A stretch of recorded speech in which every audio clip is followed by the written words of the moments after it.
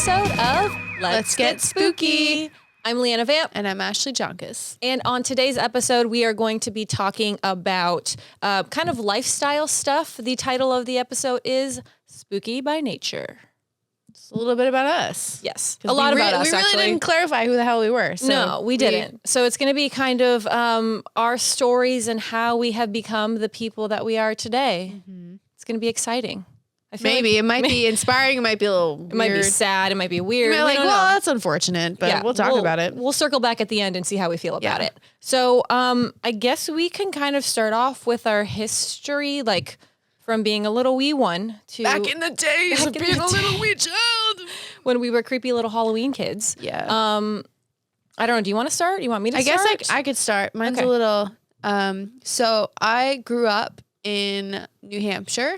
And for anyone who doesn't know what New Hampshire is like, most people, when you say you're from New Hampshire, especially in California, they're like, where's that? I don't even understand. It's like not a really ideal place to live because it's very, it's scenic in that there's a lot of apple orchards. There's it's beautiful there, though. So here's the thing, which is funny now because looking back now, I'm like, as a location, it's really perfect for what? Yeah. There's seasons. But as a wee lass, as a disgruntled, rebellious little asshole that I was, I did not appreciate that. And I just wanted to get out because there was not a lot of people like me. There was not a lot of spooky little businesses running around. Yeah. So, I grew up, and by the time I grew up as a 5-year-old. As a 5-year-old, I grew up very quickly. Yeah, well, no, I realized like at 5 years old, and I remember being in kindergarten, and I realized that I could draw, and I realized I'm like, I'm gonna be an artist, damn it. Do you remember your first drawing? Yeah, the cat on the mat. Really? Yeah. So there was like this assignment and I was in kindergarten and everyone was not good. They looked like beans on a coaster. That was my drawing. I drew a cat on a fucking mat and my kindergarten teacher was shook. And she's like, oh my God, we have a child prodigy and here. I didn't know. I was just like, well, this is just what I do all the time. Like, what? So anyways, that's when I realized I was actually good at something. Yeah. I was a wee lass. And so by the time I was 5, I was like, oh, this is me.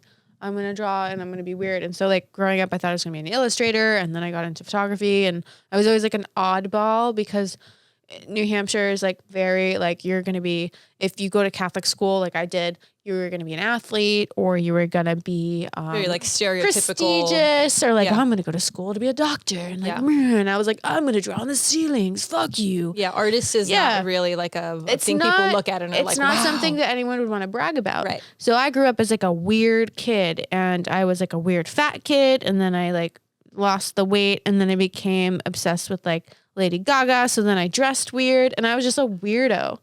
And that developed into me realizing that I was essentially drawn to like dark aesthetics. Yeah, which is kind of interesting because you think that lifestyle in New Hampshire, everyone looked at you like, what the hell is wrong with you? But if that were you like in LA, they'd be like, oh, cool. That's great. They're like, what band are you in? Yeah.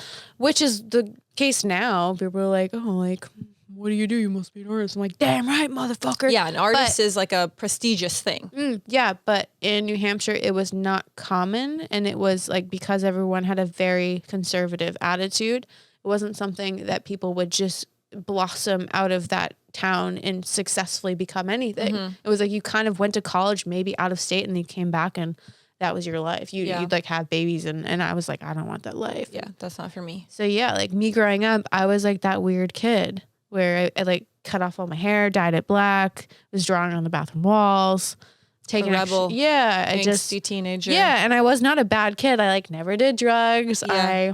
I never did anything bad. Like I just you funneled all of your stuff through art, which is kind of amazing. Yeah. So then I funneled all of my experiences through art, where it was like really bad things. I would channel that through my work and I was just not very well understood, but yeah. Was there a moment that made you like a defining moment where you remember you're like, oh, I'm different? Or was it just kind of like a path that you just took and then at one point you're just like, okay, this is who I am? I felt like I was alone in my thoughts a lot until I was more aware of the internet and I was more aware of like cinema and I saw how other minds thought and I thought that I was weird in my own mind until I saw that other people thought like me. Yeah. And that's where I really expanded my mind was like, I might need to move across the country, and I might not need to be here. I might need to get a job at 15 so I can get the fuck out of here. Yeah. Like, it was just very like, this is what I need to excel in my own thoughts. And I was very alone a lot, and I had friends, but like they didn't understand me. They just kind of had me It was around. just your group. I was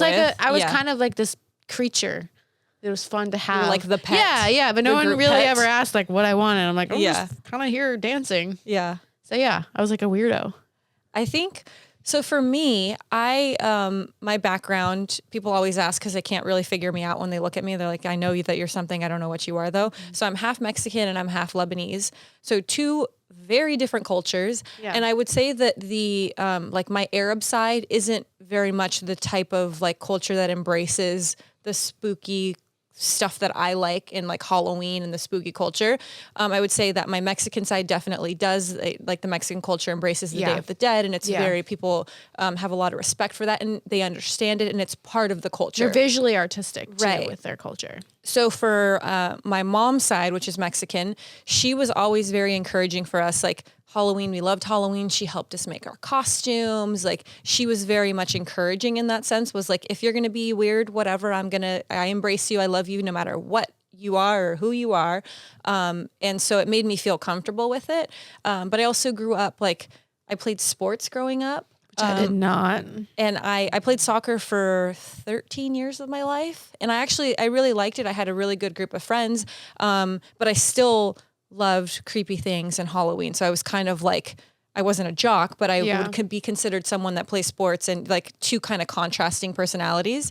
And then as I got older, I just kind of embraced it more. And I think like you're saying, I reached that point in my life where I was like, I don't really care if these other people think I'm weird, or I don't really care if my friends don't like it. I can like something that they don't like, and it's not the end of the world. And it took me a little bit of time. There's definitely moments in my life where I'm like, you question stuff and you're like, am I too weird? Should I rein it in? I Like, deal with that. But then when you see the bigger picture, because I think when you're young and you're stuck in like a class of 20 kids all the time, you're like, this is my world. And then you see the world outside of it. And for us, we go to like conventions and we see like all of these people who are obsessed with the shit that we're obsessed with. And you finally realize that you're not weird. You're essentially in a sea of weirdos. Yeah. But the world just happens to be essentially boring. So it's like finding those specific groups to swim in. Which you kind of mentioned it earlier. And I think the one thing that changes a lot is the internet.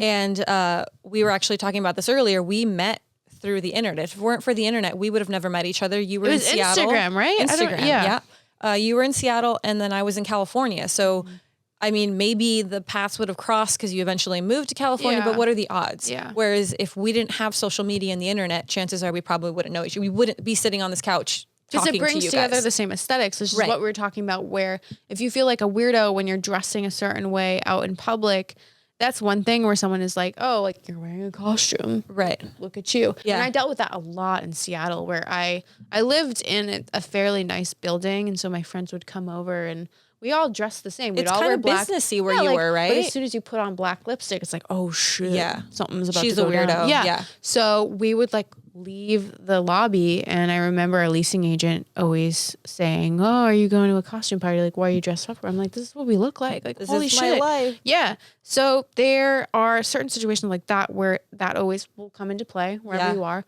But we were just in the grocery store shopping for avocados, and it's like everyone's staring at us like, who are they? What are you like, dressed up giving for? us weird eyes and stuff, and it's just normal. Yeah, but the internet brings you together because there are certain pockets of people that all are alike. Yeah. And you find comfort in that because you feel like, yeah, I'm going to wear this weird, crazy corset belt to the grocery store, but all these other bitches are doing it too. Well, and even like I find that my pajamas are even like spooky or They're creepy. very Like extra. everything's very black and just always black and lacy. And I mean, for me, I would say there was a time where I was like figuring out my style and what that was.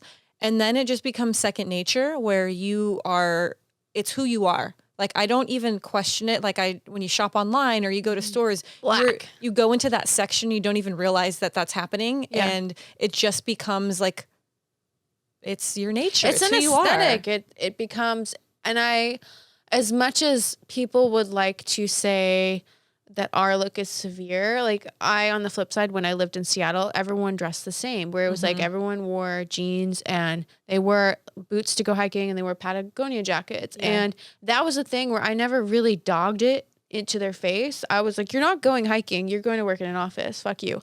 But I was like, that's your choice. If you want to wear pajamas, do it. Yeah. But the fact that there was like such severity all the time where people who had a clear vision for who they were in such a negative way where they'd make a joke out of it, I was always like, thank God for the internet, because I know people think like me. Well, and also I think that you can do whatever you want. There's always a group of people that like you can relate to in the world, and the social media and the internet is like a good access point to get to those people. The thing that I have a problem with is the judgment.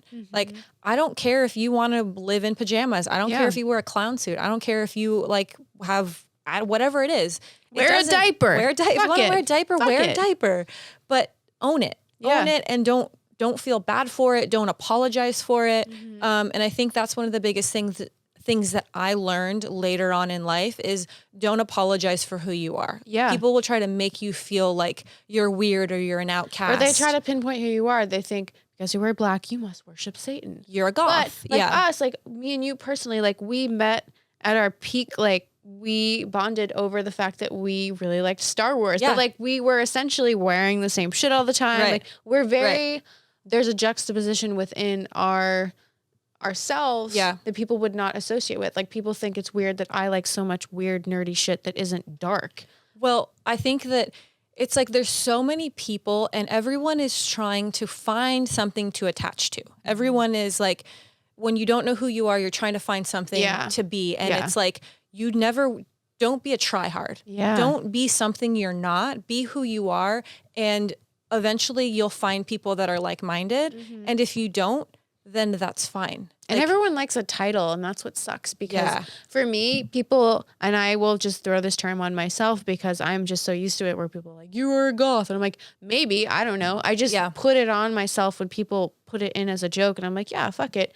I don't feel like labels should matter. I just think that people should live authentically and you should respect it. And people here's the thing, and I think we've kind of nailed this on a couple different episodes of like aliens or ghosts or possession.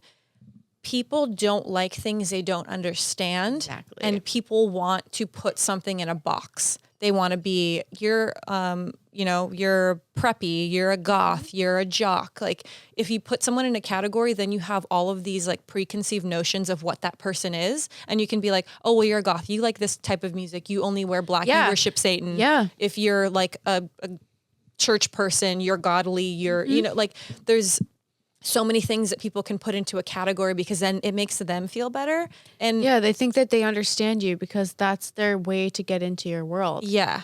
Where like, for instance, I get into a lot of heat where I don't like death metal and I don't do drugs, and I deal with a lot of people who do those things. But people would look at you and assume like, oh, she's a metal chick. So hardcore. Yeah. I'm like, I go to bed by 11 p.m. and we're grandmas. I really like weird shit. Yeah. But not that we filmed this podcast early in the day because we like to be inside and not have to be out late. We don't like the dark. We like the dark, we do other things in the dark. We do, like sleep. Yeah. Not enough though. But yeah, it is kind of this insane scenario, especially living in LA, because there's such a big, giant community of people who are like-minded in that they like horror. They like kind of like more of the dark, but not like satanic. I don't know how to describe it, but there's this giant arena of people go to Monsterpalooza, go to like Midsummer Scream. It's like, the horror culture. Yeah, it's the horror culture, and you could easily get pegged into a stereotype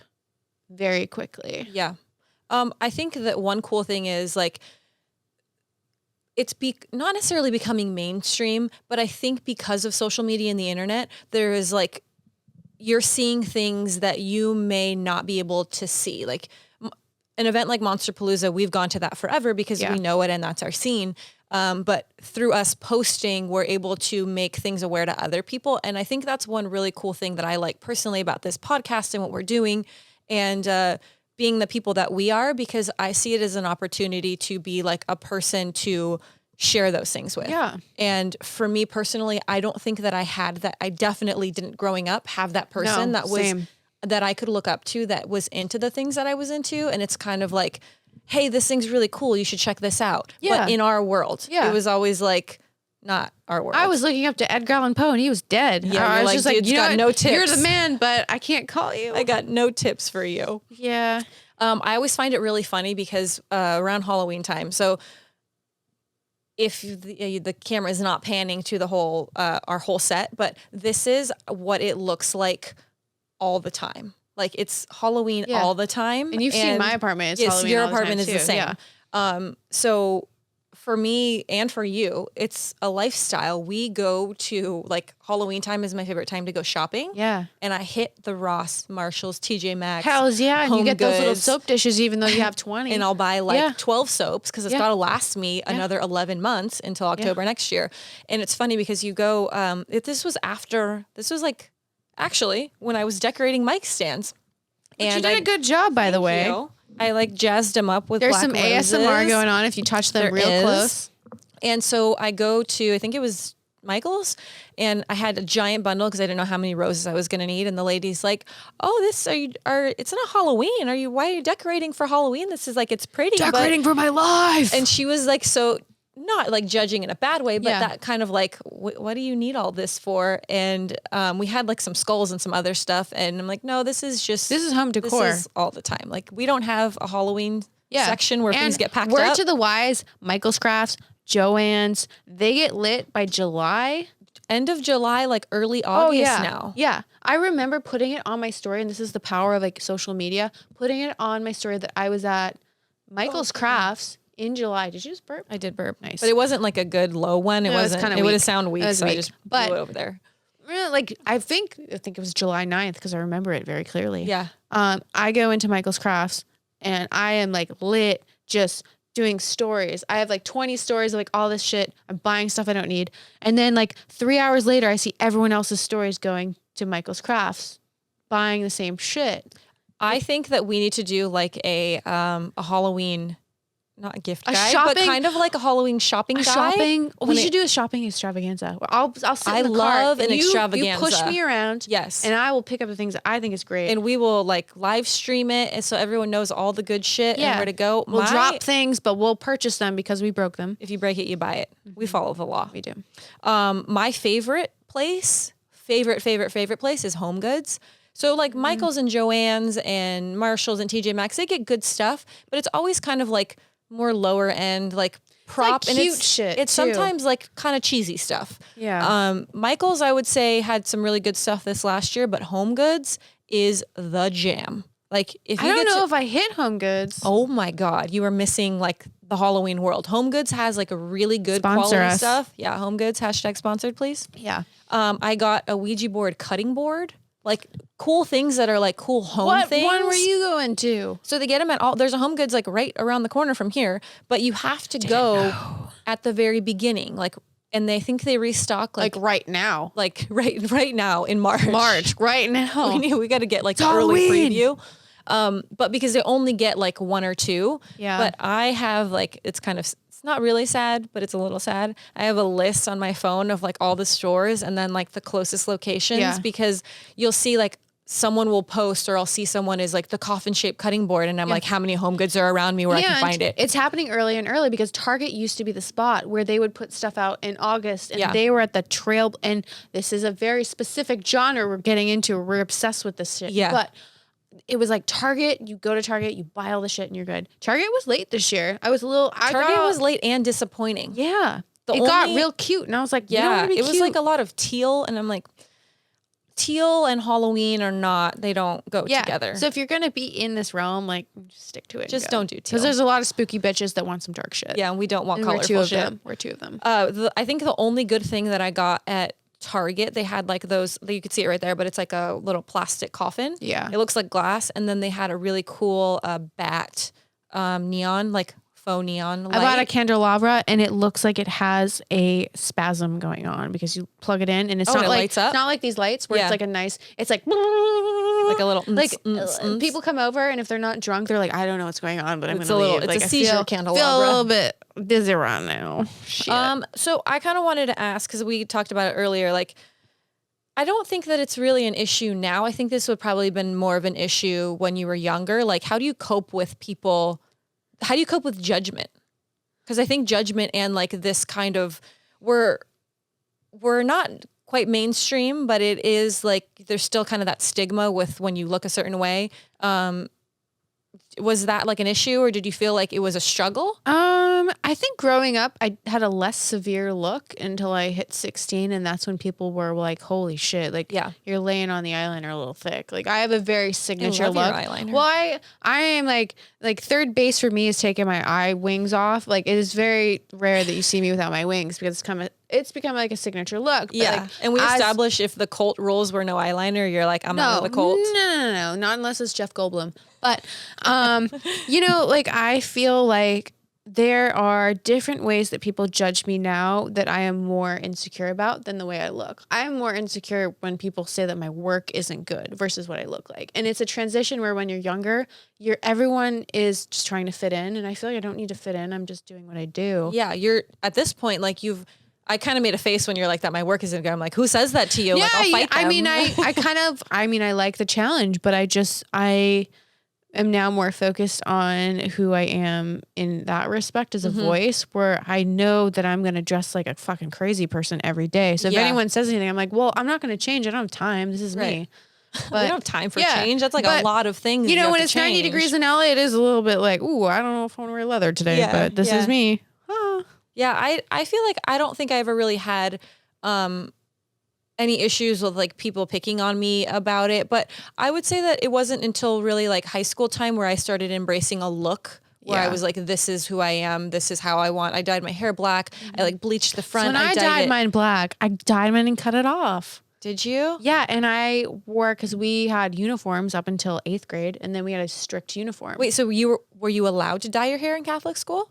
Or did you just do it? Yeah, I just did it. Yeah. Not everyone did it though. They got highlights, and highlights were a different thing. They got streaks. We called them streaks. I had long brown curly hair, and I had a fuck it moment. Really? Yeah. I can't picture that. I try not to picture it, but yeah, I just cut it all off, and then because we had from uniforms to a strict dress code, I just found ways to cut corners where they were like, skirts to your knees and shirts to your neck. And I wore the tightest, craziest shit because I was into Lady Gaga. And I'm like, I'm going to look. You're like, this skirt's going to be to my knees, but it's going to be looked tight like and look a hot. hooker, but a dark hooker. And which was ironic because I like hated boys because they were mean to me. But you're like, I'm going to look good for me. Yeah. So I don't know. Like, I found ways to just be like, this is me. Yeah. I think that, so I cut, my hair was, I guess, kind of long, brown, wavy, and I wanted black hair, so I cut it. I didn't cut it off, but I cut it shorter. I dyed it black. I bleached the front. I dyed those pieces pink, which I thought was a great idea. Good you, Avril Lavigne. Yeah, it was not one of my best moments. My eyebrows were awful. It was like She loved Hot Topic. I did love Hot Topic. We still do love Hot Topic. I do, but at the time, Hot Topic was less pop culture, more like more goth, which was great. They had great boots, like killer boots. They had nice parachute pants. And I think I surrounded myself around my group of friends that was like, I was super into metal. I still like metal a lot. But around my group of friends that was into what I was into. So I never really felt like I was being judged. And like when you have your group of friends, if the other group of people over there is judging you, you're like, well, screw you. I don't care. Like, we have our people. I had a group of friends, but a group of friends. Yeah, that makes sense. I was like mentally, I'm like, is there an extra syllable there? But they were the exact opposite of me. And in like, even now when I was living in Seattle, a lot of my friends out there, they are the exact opposite of me, but I felt like they were tolerating me, but they kind of found interest in what I was because we were so different. Yeah. And for Which me, is like that dynamic is really cool to me. Like having a mixed group of friends where not everybody is the same. I have a lot of hipster friends and they're down with me. Like we go to arcades and we're good. But when I was in high school, I was really into rap music and I didn't like death metal or anything. And I just hung out with people who liked the same music. And we're all black, but they respected it. Yeah. You had the common interest. Yeah, we all liked pizza and rap music. So we bonded over a rap song earlier. It was great. It was lots of laughs. Mm-hmm. And with that, it is time for, I know, your favorite part of this show. It's time for the halftime spook show. No, I thought we were gonna like not do this because I thought like that was a joke. It was not a joke, and it is happening. So bear with me while I grab it. I'm not down for this. You're not ready for these creepy I treats? thought this was like a joke. It's not a joke. It's serious. The people. Disclaimer, we OD'd on guac and chips like 20 minutes ago, and this is not, I'm full. And I'm in a corset belt. I have side pains from all the guac that we ate. Yeah, so I can't do this, but I'll watch you. Ooh, that was a good one. That was a 5-star Richter scale of bullshit right there. So I'm going to reveal. I have to readjust you. Hold on. I'm going to reveal. Ta-da! I don't think anyone can see what it is yet. Hold on. No one can see when they're just listening to the podcast either. So if you can't see this, this is a tray. This is a tray. It is a tray held up by silver bones, and there's a monstrosity of items that have worms sticking out of them, and I'm not exaggerating. They are larvettes, the original worm snack. Which she's doing this to me because I am afraid of caterpillars. She knows this. But I'm not doing, hold on, I'm going to adjust this real quick. I can barely look at them in real life. Adjust your shit. But this is not what it signs up for. So I'm not trying to like screw with you. I'm trying to help you overcome your fear. And they're the original worm snacks, because it's with an X. Anthony snacks. Bourdain is looking down at your tray of bullshit right now and cackling because it's disgusting. No, he is impressed. He is not down with this potential diarrhea scenario right now. And if you can see, we used a lot of them, so you can't actually see them in the package, but they're in there. You'll see them on the gross little snacks. So we have a variety of, these are chicken nuggets. They're actually, cold chicken nuggets. They're cold chicken nuggets. They've been out they've been really under that tray for a while. Yeah. With worm friends. And then we also have, because you know, birthday cake Oreos with also some little worm friends sticking out of them. These have little, like, you see the little hands. I don't know if you can see it that well, but I'm going to hold that for you. And smell that. No, I'm good. It smells delicious. I'm good. So how are you feeling? Would you rather try a nugget or a cookie? Or both? A nugget seems more like your jam. I'm gonna give you this one because these worms are very like excited. They're excitable worms. And so these actually, I don't think I mentioned. Cold. It's like my feet in the morning when I forget to tuck them in. Kind of hard. This is not ideal. These are barbecue flavored. And they are 10.1 calories in case you're wondering. Yeah, for the whole serving. Feet attached still, so I'm not digging it down with this bullshit. You can pick them off. It's protein. It's very good for you. It's 1 gram of protein, which, considering that's I'm good on protein. I'm a healthy bitch. But you can never. It's good for you. You should just try it. You should try it. Tell me how it makes you feel. You should try it. I'll eat a worm. See, look. You had like 20 before we started. You know I'm afraid of caterpillars. But it's not caterpillar. Yeah, but it's very fucking close. I had a traumatic experience, and I feel can you explain your traumatic experience? Because I need to understand why you're afraid of that. Can you hold my nug? I'll hold your nug. Thanks. Because I might not. You're just trying to get rid of it, but I'm going to give it back to you. So I had a caterpillar's nest fall onto my head because... How did that happen? We had a pool, and there was a lot of overhanging branches. And if you know about caterpillars and how they form those nests, like you've seen them, and it's like this gauzy bullshit, and all the little baby ass caterpillars, they roll up in there and they are hatched and shit, whatever. So anyways, I'm in the pool chilling like a 8-year-old villain, and as you do. Yeah, as I do. It's a gusty day. There's like a thunderstorm about to roll up. So the fucking caterpillar's nest decides to fall right onto my head, and it's sticky. And so me in the pool freaking out, having a nest of bugs on my head, I decide to dunk my head because I'm like, maybe it'll fall off my head. No, it sticks to my head. I come up, and now there's a wet caterpillar explosion on my head. Little guys and gals? No, poor me. So I'm traumatized, and it is stuck. And so I don't know if you could imagine the horror of trying to scrape a caterpillar's nest out of your over hairsprayed 8-year-old. I feel like it would get sticky. Not ideal. So that kind of scarred me for life. I don't like caterpillars. I do not request any caterpillars in my life. But what about like the transformation of a caterpillar? I don't even fucking like butterflies anymore. They can piss off. They've tainted butterflies for you? I'm not. Aww. They're cute, but I don't want them on me.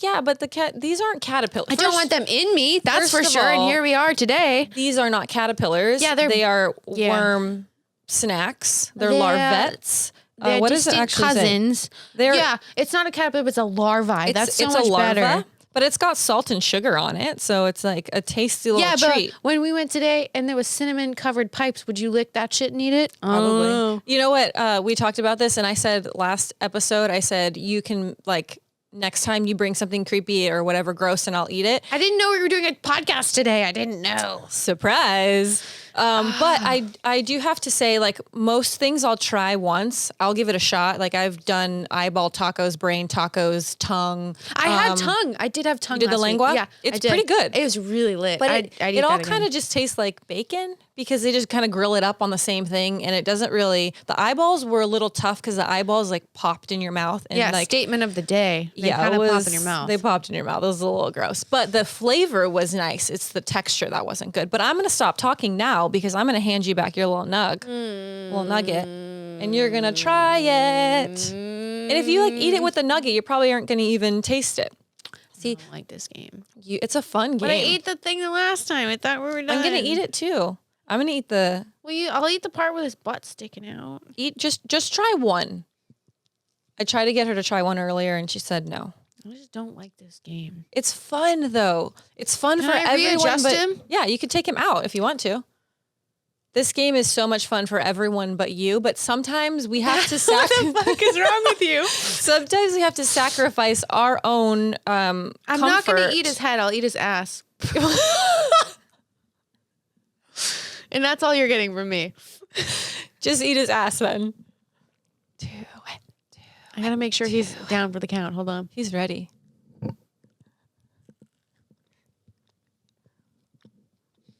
You can't even taste it. I'm just gonna eat him. Oh. See, that's totally like mental though, because what did it taste like? It doesn't taste like barbecue. Tastes like chicken. Tastes like chicken. But I'm done with this snug. And I can't really. I have my. Just fuck that shit. I did my job. I'm just gonna eat that. I'm not getting paid for this. What the hell? You're getting paid with my love and affection and worm nuggets. snacks. It's a lot better. I feel like he's stuck in my teeth, bro. Yeah, I choked on the cricket last time. Yeah, Cricket legs. What a time to be alive. Yeah, I mean, they're fun. I They're guess crunchy. maybe we should do gummy worms next time. But that's just candy. We're gonna do more bugs. I'm trying to plot my disgusting delicacy for you. So the only thing that, like most food It's gonna have things, teeth in it. So my only thing that I'm actually like, I think would freak me out is I have a trypophobia, which if anyone has that, never Google it because it's like traumatizing. I think you kind of have it too. That's different than trectophobia, right? Because trectophobia is like the holes. You Right, have the this is fear of not the holes. opposite. You're like, This is the fear of irregular patterns. So the I feel thing, like everyone has that. no, not everyone has it because Cameron doesn't have it. I can show him something Fuck that makes you, Cameron. This is like an epidemic. it's the and I forget what the actual series was that this like creature was created for, and I don't remember what it was. But it's the tooth child. Yeah. And if you know what I'm talking about, and if you have trypophobia, you see that thing, and I literally It's uncomfortable, and that's why it's so compelling. But it's a thing covered in teeth. I can look at it, but I would not want to give it a hug. No, I can't look at it. It makes me. I will run away. Like I try, and It makes me itchy. Makes me itchy. I want to jump out of my skin. I feel like I'm gonna vomit. Like I get really hot and sweaty. And I've tried because I figured this is all in my head. There's nothing about it that is like doing anything physically to me. It's just mental. So we were actually at Comic-Con and they had it, the full size tooth child. And at first I always thought it was a bigger thing, but it's actually a child. Doesn't make it any better. And some friends of mine knew that I didn't like it. And they're like, oh, I think you need to go down aisle 200. There's something really cool over there. Go check it out. And I turned the aisle and it's like right there in a glass case. And I wanted to scream. And then I thought, you're an adult. You're scared of a tooth thing made out of teeth. Like, don't be ridiculous. This is stupid. No, it's gross. Go next to it. And I tried to walk up to it and I'm like, maybe if I get closer and I look at it and I look really close, it'll make me feel better. And I tried to someone took a picture and I couldn't even look at it. It's disgusting. That's how I am with caterpillars. Hence my disappreciation for my worm nugget. Yeah. But I'm thanks sorry. for that. I'm sorry, but not really. I know, you're never sorry. I'm never sorry. You can get me back. You just have to think of something. So if you can make it like trypophobia, I probably struggle with it a lot. I have a plan. You have a plan? Yeah. I need a specific pan for it. like thinking about it. Like some people have it where it's like this, like patterns, like, and I think that's the other one that you're talking about. Yeah. Where it's like It's holes and fear of patterns. holes, yeah. I don't have that. Like I can look at a lotus flower or like I don't things like that. holes, but I can look at a freaking lotus flower. Yeah. It's weird. For me, it's weird. I don't like it. I'm not a fan of it. And I don't understand like why coral I can't. freaks me out. Coral? Yeah, like the holes in the coral. Huh. I don't like it very much. We're weird. Not my jam. Everyone's a little We love weird. black and dark shit, but we do not like not coral. like coral. We do not We don't like the your tooth teeth. monster. Don't smile. That's why we don't smile. So I think the next thing we can talk about are, do you have any traditions like Halloween traditions or like spooky traditions or anything that you do? So because of my upbringing, because it was so sporadic, and because New Hampshire is New Hampshire, there wasn't any tradition other than like you would just go out for Halloween on Halloween. So it wasn't like this big thing. Like we didn't have a lot of stores, so there wasn't like this big hype like, oh, I'm going to go to Michael's and buy all the fucking hand soap. Yeah. There was just nothing. So for the first 18 years of my life, I was obsessed with it, but it was like a one-day affair. Yeah. And in school, like Catholic school, it was like, oh, like for 2 hours you can wear your costume, but make sure it's not inappropriate. So I was constantly angsty, and then Boston was a little bit better, but it was college, so everyone did it in a drunken way where I didn't really. It's just an excuse to party. So, and then Seattle, like they would maybe, do a thing for a week and you'd go to a rave in a really slutty costume, and that was also not ideal. So I was always like angsty, like, come on guys, like what is this like? More. Yeah, and it wasn't until I moved to LA where it's Halloween every day for anyone. And it can be Halloween every day, and people aren't like, I mean, you're like pretty tame. Yeah. We're tame So here. I'm just now being like, what are my traditions? Yeah. I don't know. I have a couple, but most of them are like, they're Halloween time related things because that's really the only time that they happen. So obviously Knott's Scary Farm, Universal. You've never done Knott's Scary Farm? We're going this year. We are definitely going this year. Universal Horror Nights, Disney does like Mickey's Halloween party. I did those two. They decorate, so you don't have to necessarily go to the Halloween party to experience like the fall Halloween extravaganza they do. And my obsession has kind of spread where it's not just here in California now. I go to Orlando because Orlando does it so much better. Orlando's big. It's just so much bigger and more grand. And then basically every haunted house or haunted attraction, like anything that I can get to, I will go to.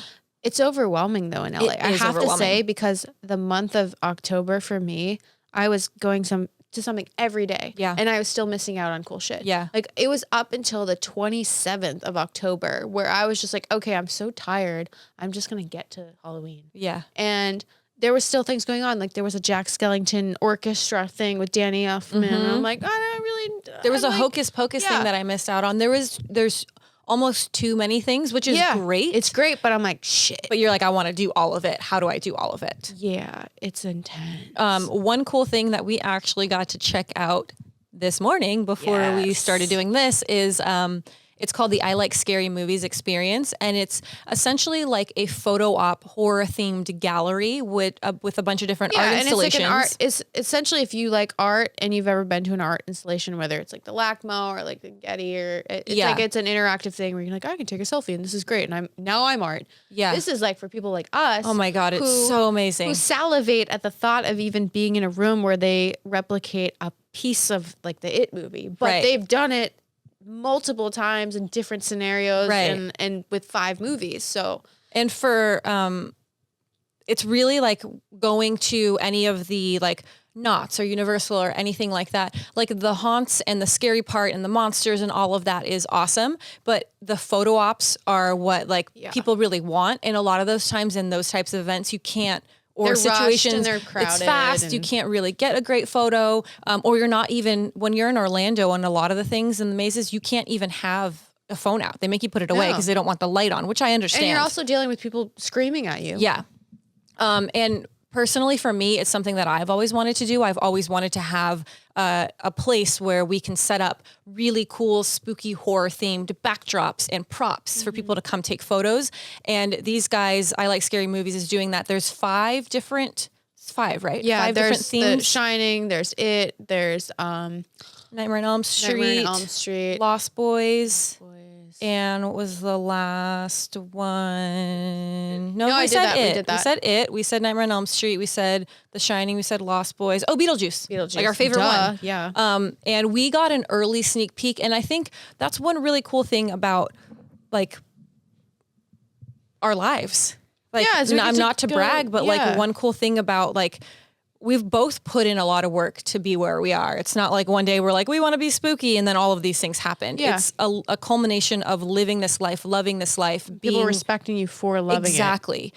So we were lucky enough to get an early preview. So we saw like the process. It's not quite done yet, but the little bits that we saw, like we're pumped. We got some photos. So if you follow us on social media, you'll get some sneak peeks of what you're in for. And it's so well done. It's like, as someone who like really appreciates cinematography, lighting, there were certain aspects that weren't even finished yet, but when it's lit right, and then the things that were done, it was very spot on. Where you took a picture and it was flawless. Yeah, it's really fun. It's really creepy, and again, it's one of those things. And I think one of my favorite things about it, besides the fact that it's fucking awesome, is we're getting it in its springtime. Yeah. Like normally none of this stuff happens until what? Like it's about August, to hit September. 90 degrees and we're ready for Halloween. And we're ready for Halloween. Because we always are. Because Halloween is basically every day, whether everyone else likes it or not. So it's definitely something to check out. I believe it starts April 1st or 4th or something. And it I believe ends so. June 15th or 16th. Right. So you have a little bit of time. There's tickets available online. If you want to follow them on social media, it's I Like Scary Movies Experience. And you can get all the information there. We will definitely be checking it out more. So we'll have more information to update on it as the time gets closer. But is there anything else, any other traditions or any other things that you're looking forward to for this year that you missed out on last year? I don't even know. I need to start planning now. We're going to go to Knott's. I'm taking you to Knott's. We're going to go to Knott's. We're going to do Universal again. We did Universal and I loved it. Yeah. So. And I want to find, what I really want to find are like some home haunts. Because those are really... There's some serious ones. Like there was a Netflix documentary. Oh, I watched that. I did not appreciate that. That was like, that's where I draw the line where they put you in a bunny suit onesie and they're like, yeah, you're going to eat shit. That's not ideal. Yeah. So there's a couple and I feel the same way. I love being scared. I want something to jump out and scare me. I do not want to eat something. I mean, we'll eat bugs, but we're going to draw the line at like dog shit. When you're blindfolded, like for that scenario, he was blindfolding people and they would sign waivers. You had to sign a waiver. It was really intense. There's a safe word. They didn't have a safe word. There were certain ones that did, but I forget his name, but he was like, and it's a home haunt. He was very adamant about. Cameron, do you remember what it was called, the documentary? I want to say Spookers, but isn't that the... No, Spookers. No, I'm going to tell you about Spookers This is the one that he made you pay in dog food. It's in his house. You paid for it. Well, and to me, we watched. Signed a waiver, so you didn't have a safe word. Yeah. Oh, yeah. You was had it. So there was no safe word. No. So we watched it, and the whole thing opens up, and you see him like duct taping a girl's head, and I was like, my only thought was like, how is she gonna get my weave out of that duct tape? These extensions are not cheap, Sonny. Yeah. And I think that like the way that they kind of like sell it is like it's a life-changing experience because you let everything go. It's literal torture. It's definitely torture, and I want to be frightened. I want to be scared. I want something to jump out and be like the kind of shock, but I don't want to feel my life is in danger. It's literally traumatic. Yeah. And if you're obsessed, and I don't want my hair ripped out by duct tape is really what it's about. And I really don't want my head shoved in a toilet, and I don't want people touching me. Like I feel like if you are just a numb human and you're like, I've been through some bad things, but I'm over it. Like you can scare me in a haunt, but you didn't. Well, and I would say like I don't want to pay for it, but that one you don't even have to pay for. I don't crave being tortured. Right. That's weird. There's another one, Blackout, that's kind of like that, where it's like completely dark and there's all sorts of things that you'd like. And I'm just like, I don't want to. No, I want to be. That's what the movies are for. Exactly. We'll watch the documentary, but I don't want to sign my life away to like have something gross happen. I just, ugh. But one really cool thing. So whenever we travel, I travel a lot for work and we go international, we go throughout the States. My first thing that I always look up is like, what can I do that's spooky here? This is the New Zealand one. This is the New Zealand one. So we went to New Zealand in Auckland last October. which is great because it was right around Halloween time, meaning that there is going to be something Halloween there. But I wasn't sure how much New Zealand embraced Halloween because a lot of other countries don't. Like it's not a thing there at all. Interesting. But they have this haunted house, and it's not just a haunted house. It's like a compound. It's called Spookers, and it's out in the middle of nowhere.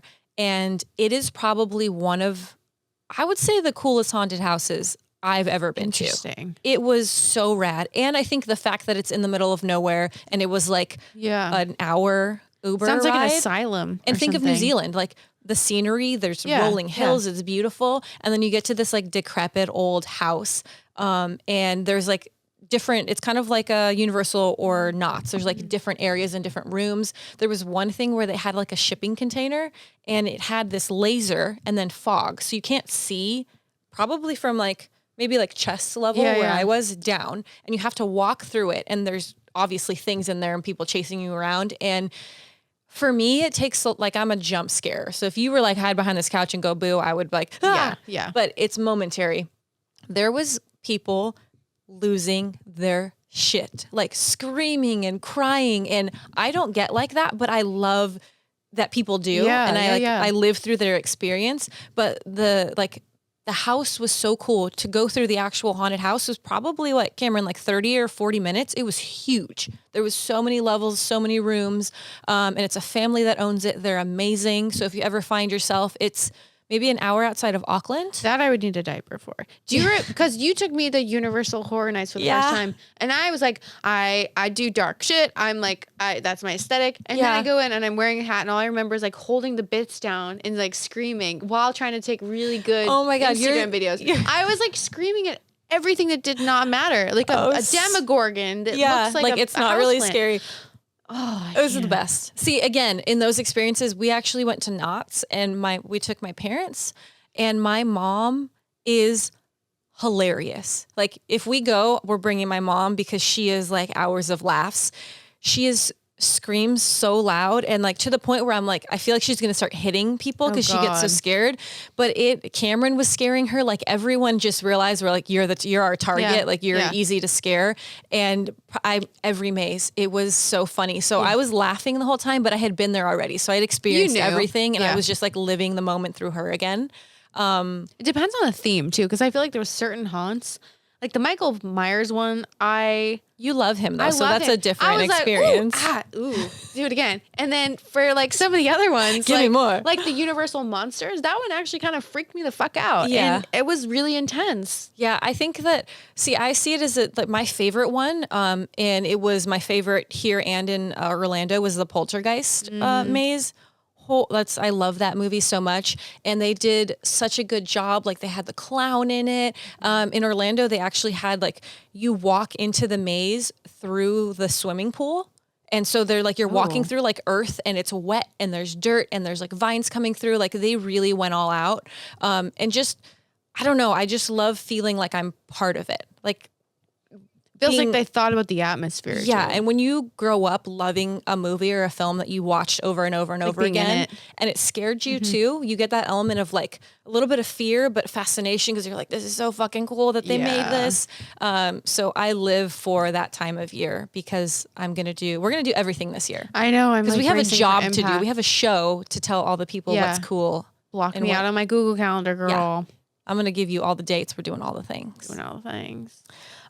So I think that'll do it. I feel like you got a little bit. Does she want a creepy treat before we end? Oh no, I'm good. Creepy treat? I don't know. I still have. I had a creepy treat. Did you not see me eat that butt? But there's you ate just the ass. Yeah. There's a creepy cookie treat though. Nope, you didn't have that one. Good. That is actually disgusting. How about I save them for you? I'll give you like a doggy doggy bag, and you can take them. Yeah. home. If I don't have enough issues going on in my life, give me a doggy bag. We ate a lot of guacamole. You're welcome. I love you. So thanks for tuning in, Fiends, for another episode of Let's Get Spooky. I'm Leanna Vamp. And I'm Ashley Jonkus. And you can watch the full video of this episode at the website. It's letsgetspooky.com. You can also download the podcast on iTunes and listen on Spotify. So thanks for tuning in, and we'll see you next time. And don't forget to stay spooky.